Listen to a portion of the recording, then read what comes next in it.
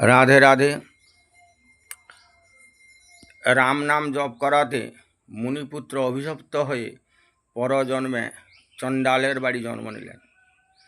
রাজা দশরথ অন্ধমুনির পুত্র সিন্ধুকে বধ করে বশিষ্ঠের আশ্রমে গেলেন।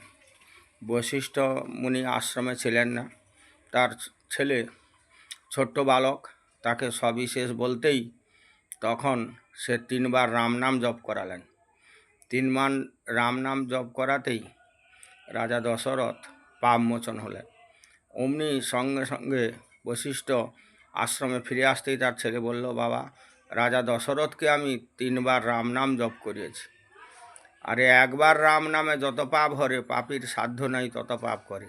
তুই তাকে 3 বার রাম নাম জপ করিয়েছিস, যা, তুই চণ্ডালের কর্ম করেছিস, আজ থেকে তোর চণ্ডালের বাড়িতে জন্মগ্রহণ হবে।